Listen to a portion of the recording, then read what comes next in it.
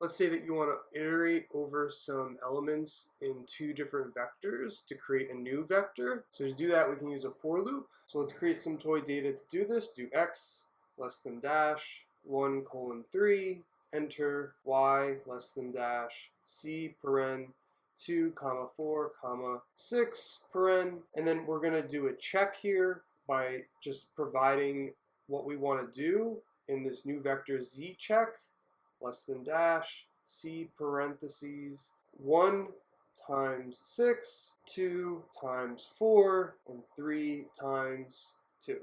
So in this case, what we want to do is multiply the first element of x with the last element in y.